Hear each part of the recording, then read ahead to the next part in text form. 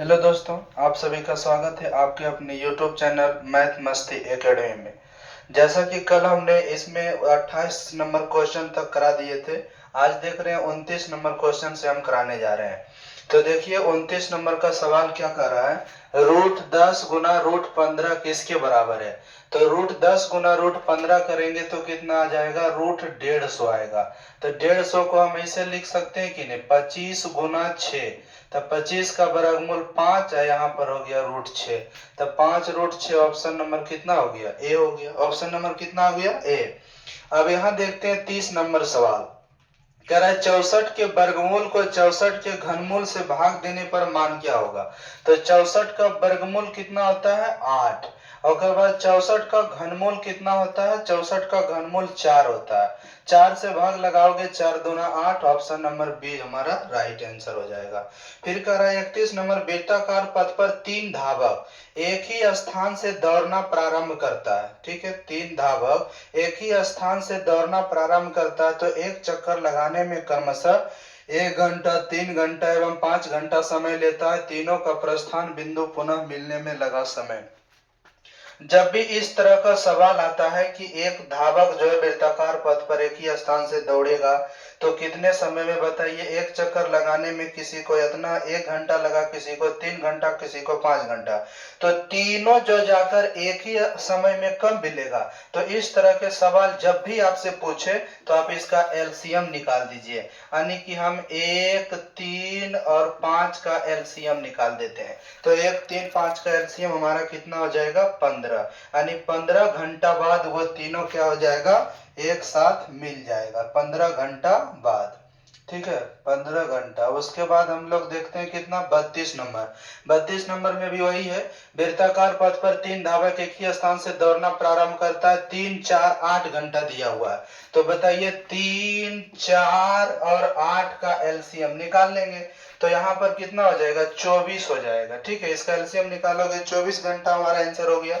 फिर 33 नंबर का है, वृत्ताकार पर 3 धावक एक ही स्थान। फिर वही सवाल है, तो 2, 4, 6 का एलसीएम अगर हम निकालते हैं तो कितना आ जाएगा, तो 12 हो जाएगा। कितना हो जाएगा, 12।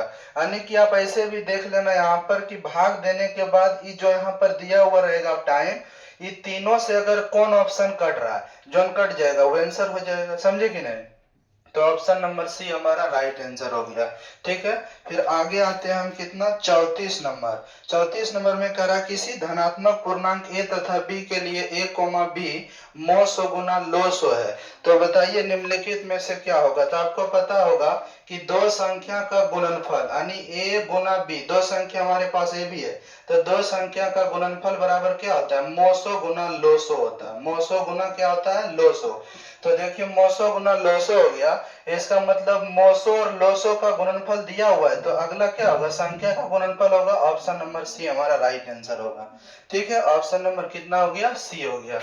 अब आगे देखते हैं 34 के बाद कितना, 35 नंबर। ठीक है, 34 के बाद 35। देखिए 35 नंबर यहाँ से मेरा शुरू होता है, लिखा हुआ है कि 64 के अभाज्य गुणनखंड में 2 का घातांक कितना होगा।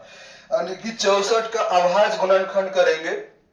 देखिए 64 का अभाज्य गुणनखंड जब करोगे, 64 का यानी कि प्राइमरी फैक्टर तोड़ेंगे तो 2 से कटेगा 32 बार में, 2 से कटेगा 16 बार में, 2 से कटेगा 8 बार में, 2 से कटेगा 4 बार में, 2 से कटेगा 2 बार में।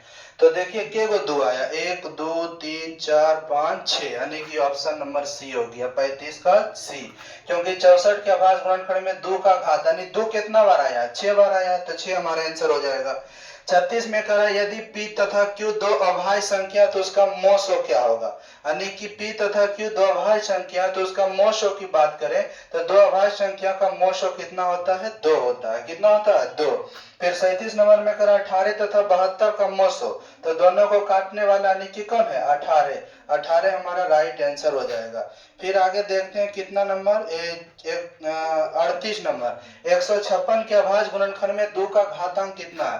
तो 156 को आपको तोड़ना है, 2 से कटेगा कितना बार में, देखिए यहाँ 2 सती 14, 2 अठी 16, फिर 2 से कटेगा कितना बार में, 39 बार में। तो अब यहाँ से तो होगा नहीं, तो कितना 2 आया, 2 ही तो 2 आया, तो ऑप्शन नंबर कितना हो जाएगा, ए हो जाएगा।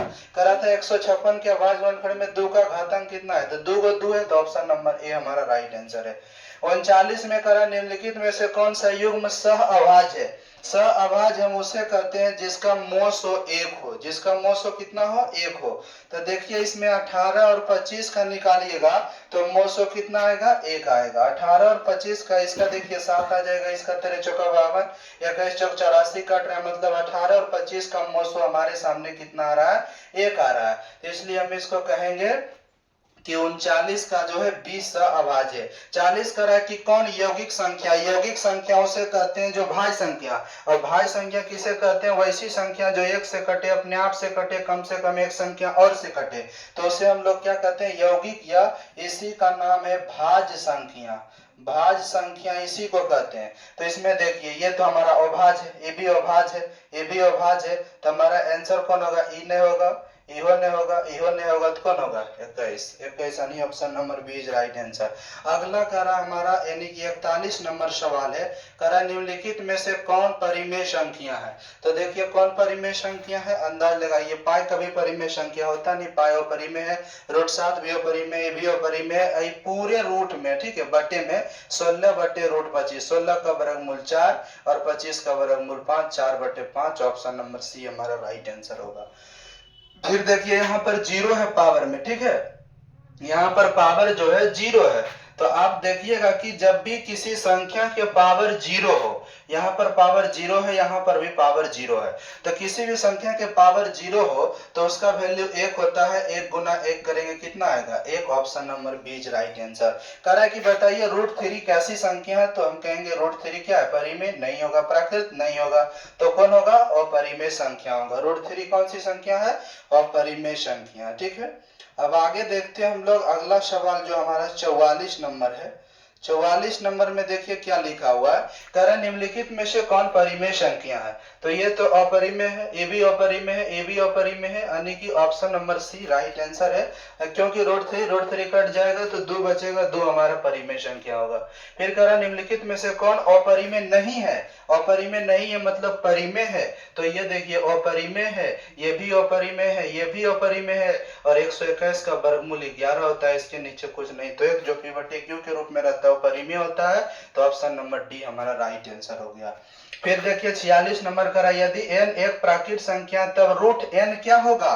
तो देखिए √n जो होगा, क्योंकि प्राकृत संख्या गिनती की संख्या को प्राकृत संख्या कहते हैं, तो 1 2 3 4 5 इस तरह से हमारा गिनती की संख्या चलता है। तो बताइए अगर इसके रूट के अंदर अगर लिखेंगे तो किसी का वर्गमूल हो रहा है और किसी का वर्गमूल नहीं हो रहा है, तो बस किसी का वर्गमूल हो रहा है, किसी का वर्गमूल नहीं हो रहा है, इसका मतलब वो कभी प्राकृत संख्या ही बन जा रहा है और कभी अपरिमेय संख्या बन रहा है, क्योंकि जेकर वर्गमूल हो रहा है उसको प्राकृत संख्या कहेंगे और जेकर वर्गमूल नहीं होगा उसको क्या कहेंगे, अपरिमेय संख्या कहेंगे। फिर 47 नंबर सवाल देखते हैं, √5 एक संख्या है, तो √5 कैसी संख्या है, तो हम कहेंगे देखिए √5 कैसी संख्या हो जाएगी, हमारा √5 हो जाएगा अपरिमेय संख्या, option number B is right answer है। फिर कह रहा है √2 कैसी संख्या है, तो √2 भी अपरिमेय संख्या है। 49 नंबर का सवाल अगर देखेंगे तो कह रहा है कि निम्नलिखित में से कौन अपरिमेय संख्या है। तो देखिए 64 का तो वर्गमूल 8 हो जाता है, 8 बटे 36 पी बटे क्यू के रूप में है, परिमेय है, इसका भी वर्गमूल हो रहा है, इसका भी हो रहा है, तो ऑप्शन नंबर सी जो है अपरिमेय है, √2.5 अपरिमेय संख्या। फिर 50 नंबर में कह रहे हैं निम्नलिखित में से कौन सी परिमेय संख्या है। तो इसमें देखिए कौन परिमेय संख्या है, इसका तो वर्गमूल हो ही रहा है, एक नहीं हो रहा है, ये तो नहीं होगा, ये भी नहीं होगा, ऑप्शन नंबर ए हमारा राइट आंसर है। तो 50 का परिमेय संख्या कौन हो जाएगा, ऑप्शन नंबर ए। 51 देखते हैं, 51 में कह रहा है कि निम्नलिखित में से कौन सी अपरिमेय संख्या है। तो अपरिमेय इसमें कौन है, देख लीजिए, इसका भी वर्गमूल हो रहा है और ये भी कट जाएगा, 3 चौका 12, 4 बार में कट गया, 4 का वर्गमूल यानी कि √4 बार में कटा, 4 का वर्गमूल कितना होता है, 2। ये देखिए क्या हो जाएगा, ये नहीं कटेगा, ये नहीं कटेगा, कर मतलब अपरिमेय पूछ रहा है आपसे कि निम्नलिखित में से कौन अपरिमेय, तो ये भी परिमेय है, ये भी परिमेय, ये भी परिमेय आ गया, option number C is right answer है। फिर 52 नंबर में कह रहा है निम्नलिखित में से कौन अपरिमेय संख्या नहीं है। तो 52 नंबर देखिए, निम्नलिखित में से कौन अपरिमेय संख्या नहीं है? अपरिमेय नहीं है इसका मतलब परिमेय है, तो परिमेय कौन है? Option number D is right answer है। ऑप्शन नंबर कितना हो गया? डी। 53 का देखते हैं, निम्नलिखित में से कौन परिमेय संख्या? जिसमें परिमेय संख्या वही होता है जिसका पूरा पूरा वर्गमूल निकल सके। इसका वर्गमूल नहीं निकलेगा तो ये परिमेय संख्या नहीं है। ये भी परिमेय संख्या नहीं है। इसका देखिए यहाँ पर ये तो 10 दिया हुआ है और 100 का वर्गमूल कितना होता है? 10 10 10 20 20 बटे क्या हो गया? परिमेय संख्या हो गया। अब ये भी नहीं है तो इसका मतलब option number B is right answer है। 54 नंबर देखते हैं, प्रत्येक परिमेय संख्या होती है। प्रत्येक परिमेय संख्या क्या हो सकती है? एक पूर्णांक संख्या हो सकती है, क्योंकि जो माइनस में रहता है वो भी परिमेय संख्या, जो माइनस में रहेगा उसको भी परिमेय संख्या कहेंगे, जो प्लस में रहेगा उसको भी परिमेय संख्या कहेंगे, जीरो तो परिमेय संख्या है यही। तो प्राकृत संख्या में माइनस कभी होता नहीं, इसलिए परिमेय संख्या प्राकृत संख्या नहीं हो सकता। प्रत्येक की बात करा। फिर एक पूर्ण संख्या नहीं हो सकता, इसका मतलब एक पूर्णांक संख्या उसे कहते हैं वैसी संख्या जो जीरो से शुरू होकर यानी कि ऋणात्मक और धनात्मक दोनों मान को दर्शाती है, उसे क्या कहते हैं हम लोग? पूर्णांक संख्या कहते हैं। ठीक है। फिर 55 का है 22/7। देखिए 22/7 कैसी संख्या है? परिमेय संख्या है, तो ऑप्शन नंबर क्या हो जाएगा? यानी कि ए। अगर यहीं पर ये पाई का मान होता, अगर यहीं पर रहता पाई, तो मानी खाली पाई रहता, तब उसको कहते क्या चीज? अपरिमेय कहते। लेकिन अगर मान दे ले 22/7, तब वो क्या हो जाएगा? परिमेय हो जाएगा। उसके बाद 56 नंबर देखिए, करा 0.7। तो 0.7 यानी कि यहाँ से पॉइंट उड़ेगा तो 7 बटे कितना हो जाएगा? 10। तो 7/10 ऑप्शन नंबर कितना? डी। फिर उसके बाद 57 नंबर, निम्नलिखित में से किसका दशमलव प्रसार अशांत है? भाग देने के बाद यानी कि नहीं कटे उसको अशांत कहते हैं। तो देखिए बताए थे हम आपको कि यानी कि भाग देने के बाद नीचे वाले को प्राइमरी फैक्टर में तोड़ते हैं, अगर 2 और 5 के रूप में टूटता है तब वो शांत है। भाग नहीं देते हैं तो नीचे वाले को तोड़ना है, अगर 2 और 5 के रूप में टूटे तब वो शांत होगा, नहीं टूटेगा तो अशांत होगा। जैसे देखिए ये 2 और 5 के रूप में टूट जाएगा तो इसका मतलब ये शांत है, अशांत नहीं है। ये भी टूट जाएगा, शांत है, अशांत नहीं है। ये भी टूट जाएगा, शांत है, अशांत नहीं है। ऑप्शन नंबर बी हमारा क्या हो जाएगा? अशांत हो जाएगा। फिर 58 नंबर में कह रहा है कि इसका दशमलव प्रसार शांत है। तो किसका दशमलव प्रसार शांत है? देखिए यहाँ पर सिर्फ इसको काटिएगा तो 3 से कटेगा 2 बार में, 3 से कटेगा 5 बार में, 2/5। यहाँ से भाग देने के बाद दशमलव के बाद जो पूरा पूरा कट जाएगा, क्योंकि लास्ट में देखिए नीचे जो आया है वो 5 है। यहाँ पर ही नहीं कि 2 और 5 रहेगा तब भी वो शांत होगा, खाली 2 भी रहेगा तब पर भी शांत होगा, और खाली 5 भी रहेगा तब पर भी शांत होगा। दोनों रहेगा तब पर भी शांत रहेगा, इस बात को ध्यान रखिएगा। फिर लास्ट सवाल है 59, निम्नलिखित में से कौन सा कथन सही है यानी कि सत्य है? कह रहा है दो अपरिमेय संख्या का गुणनफल हमेशा अपरिमेय होता है। एक परिमेय और एक अपरिमेय संख्या का गुणनफल हमेशा अपरिमेय होता है। दो अपरिमेय संख्याओं का जोड़ कभी परिमेय नहीं हो सकता। डी नंबर में कह रहा है एक पूर्णांक तथा एक परिमेय संख्या का जोड़ कभी पूर्णांक नहीं हो सकता। यानी कि देखिए यहाँ पर दो अपरिमेय संख्या का गुणनफल हमेशा क्या होता है? अपरिमेय होता है। यह भी कथन यानी कि गलत है ये, क्योंकि दो परिमेय संख्या को कभी गुना करेंगे तो वह परिमेय भी बन सकता है। एक परिमेय और एक अपरिमेय संख्या का गुणनफल हमेशा अपरिमेय होता है। Option number B is true statement, यानी कि ऑप्शन नंबर बी आपका कथन सही है। क्योंकि कोई भी एगो परिमेय संख्या आप 3 ले लीजिए और कोई एगो अपरिमेय संख्या लीजिए, हमेशा उसका गुणनफल जो है क्या आएगा?